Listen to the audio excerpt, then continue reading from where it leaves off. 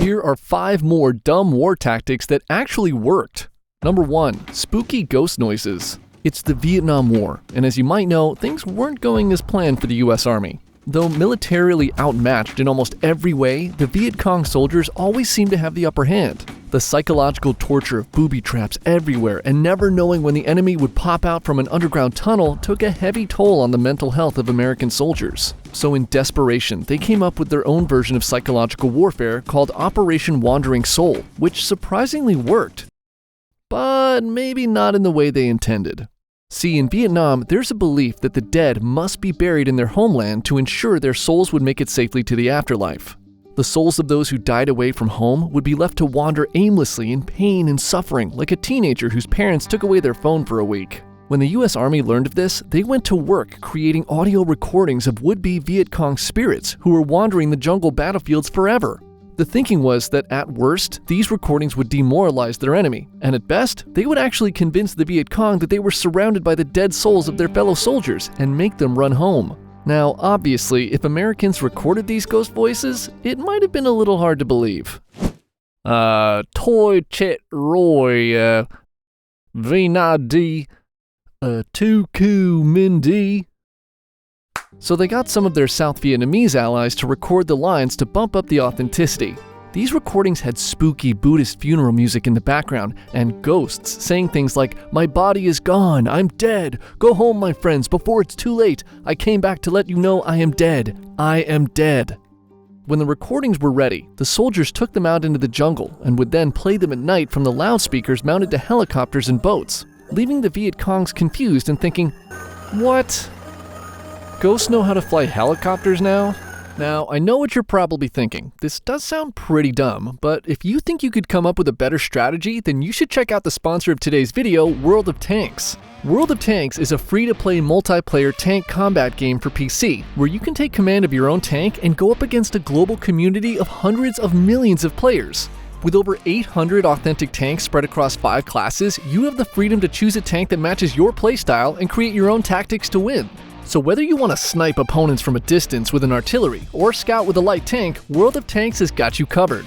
In each battle, you'll roll out with your team across 40 battle arenas, ranging from open fields, deserts, and urban zones. And as you play, you'll earn experience. Modify and upgrade your tank to create your perfect steel beast ready for any challenge. Download World of Tanks now with the link in the description and use the invite code COMBAT to get 7 days of premium access for free, 250,000 credits, the premium tank Cromwell B, and 3 rental tanks, the Tiger 131, the T-78, and the Type 64, that can be used in 10 battles each. If you're a returning player, you'll get 3 days of premium access, the 2D style bargain camouflage, a 7-day rental of the premium Tank Centurion Mk 5/1 RAAC, or 100,000 credit compensation if you already have this tank in your garage. Thanks again to World of Tanks for sponsoring this video. And now, back to Operation Wandering Soul. Unsurprisingly, when hearing the recordings, most Viet Cong soldiers immediately realized that these were in fact not actual ghosts. But here's what made this strange strategy work. Anytime the Americans would play these recordings, the Viet Congs would start firing in the direction of the loudspeakers, which would instantly give away their positions.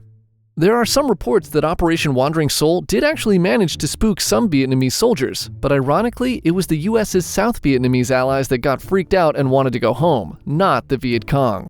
Number 2. Dead guy fools Nazis. On the morning of April 30th, 1943, the body of a well-dressed military officer was discovered by a fisherman off the coast of southern Spain.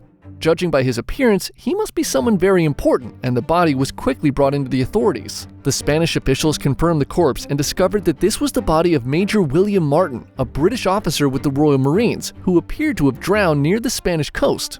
Along with his body, Martin's briefcase was also recovered, which contained top-secret information that suggested that the Allies were planning an amphibious assault on Greece, a critical Axis-controlled territory. Nazi sympathizers within the Spanish government sent this information back to Germany. Meanwhile, encrypted messages were being sent from the British to their informants in Spain, desperately asking them to recover these documents.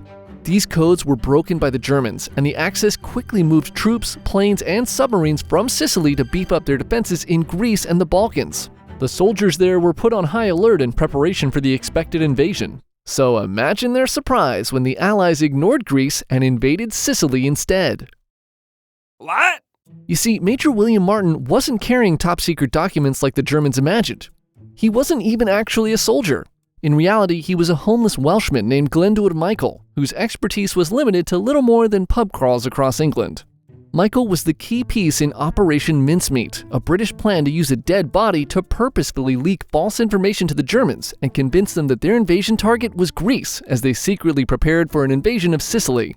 Against all odds, it actually worked. Sicily was taken in just 8 days, showing how completely off guard the defenders were. Every detail had been carefully planned in advance, from the fake encrypted messages they knew would be broken by the Germans, to creating a fake girlfriend for William Martin and even finding a body that appeared to have recently died of drowning. This was in fact why Glyndwr Michael was chosen, as his actual cause of death was due to eating rat poison, which filled his lungs with fluid. To think the hero of the invasion of Sicily was a dead homeless man is pretty wild. But what's even crazier is that Glyndwr Michael's real identity was not uncovered until 1996, more than 50 years after the war ended. His tombstone in Spain to this day still says William Martin. Number 3. Fake cannons. In the American Revolutionary War, the world watched as a ragtag colonial militia went up against the most powerful military in the world. And against all odds, the American colonists won their independence from Great Britain thanks to their innovative tactics, brilliant leaders, and the time-honored American tradition of faking it till you make it. But in this case, faking it in the most literal sense.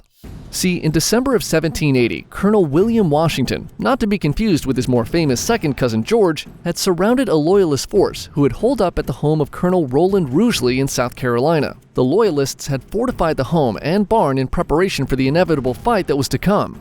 Both Washington and Rugeley were commanding armies of roughly the same size, estimated to be somewhere around 120 men. However, Washington knew that if he attempted a full frontal assault, his men would probably be nothing more than target practice for the Loyalists and be gunned down before even getting close to the homestead.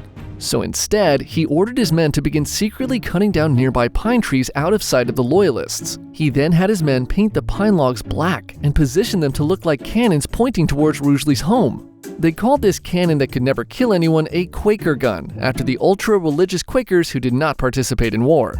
Once his men had Quaker guns surrounding the fort from all directions, Washington called out to Rugeley, demanding he surrender or prepare to get his shit wrecked. Rugeley looked out and nearly pooped his pants when he saw what appeared to be cannons pointing in his direction from nearly every angle. He immediately surrendered, and Washington took the fort without a single shot fired. Word of Washington winning a battle using nothing but logs as artillery quickly spread, and the Quaker gun went on to be used extensively by both the North and South during the American Civil War. Can you imagine a battle where both sides were using them? Alright, Yankees, give it up or you'll get what's coming from this here totally real cannon. No, you better give it up or we'll start shooting these cannons your way. Oh, you done did it. I'm loading this cannon right now. You're gonna be so sorry. Not if I load mine first. Okay, you shoot first and you'll get what's coming. Now you shoot first and you'll be sorry. Oh, you done did it. Number 4, attacking a submarine with potatoes. April 5th, 1943. World War II is at its peak, and the Pacific Ocean is the stage for some of the fiercest naval battles in history. An American destroyer named the USS O'Bannon is returning from a night shelling raid in the Solomon Islands when their radar picks up a signal. It's a Japanese submarine, and the crew of the O'Bannon quickly spring into action. The captain decides to ram the sub and tear it in half. But surprisingly, as they approached, the Japanese sub made no effort to move. As their ship leapt over waves, getting closer and closer to the sub, the crew on the O'Bannon grew increasingly concerned. Sir, why isn't the submarine running away? Oh! It dawned on the captain that this could potentially be a mine-laying sub, and they just fell right into its trap.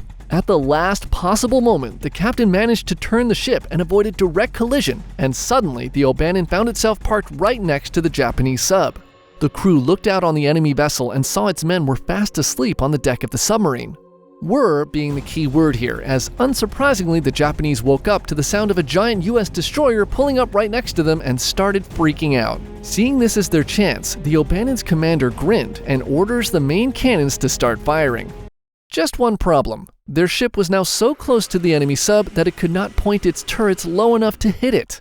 The Japanese, on the other hand, did have a 3-inch deck gun that would punch some nice clean holes into the O'Bannon and her men if fired from this close of a distance. The Americans watched in horror as the Japanese sailors rushed towards their deck guns and began panicking, looking for anything they could use to stop them. Frantically searching around the deck, all they found was a storage bin of potatoes. In desperation, the Americans began pelting the Japanese sailors with these potatoes as a last-ditch effort to save their ship. As the saying goes, don't bring a potato to a gunfight, and all hope seemed lost for the Americans, until the Japanese started picking up the potatoes and throwing them back at them. See, in the darkness and pumped up on adrenaline, the Japanese mistook the potatoes for grenades. An all-out potato melee erupted with the American sailors trying to hit the Japanese with their potatoes, and the Japanese rushing around to pick them up to throw back at the Americans or into the ocean far away from their sub.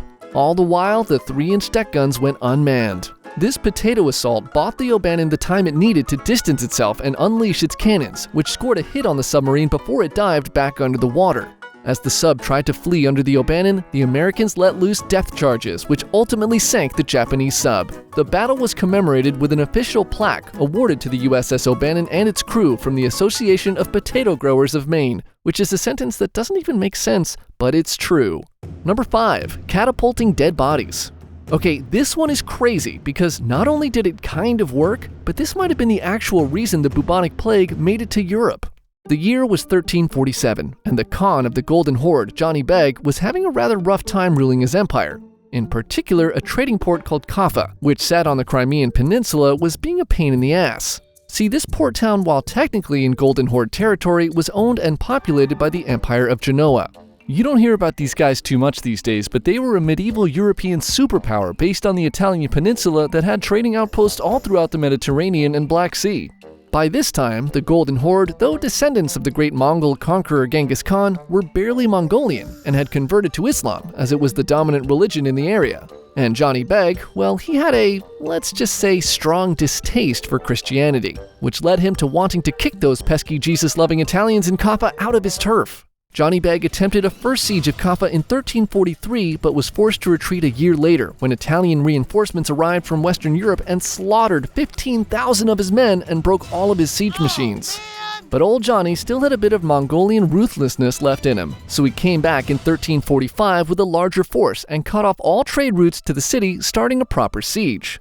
The citizens of Kaffa suffered for 2 years with little food and supplies. All hope seemed lost for the Genoese, until, like an act of God, Johnny Beg's forces began dying from a mysterious illness. Safe inside their city walls, they watched this strange disease quickly spread throughout the army of the Golden Horde. This disease, as you may have guessed by now, was in fact the bubonic plague. With his army decimated by the Black Death, Johnny Beg called off the siege of Kaffa, and its citizens began celebrating. Until dead, rotting corpses began falling from the sky all around them. As a final middle finger to the Kaffa, Johnny Beg had ordered his men to load their catapults with the rotting bodies of soldiers that had died of the plague and fire them into the city walls. The citizens of Kaffa tried to dump the bodies into the ocean as quickly as they could, but it was too late.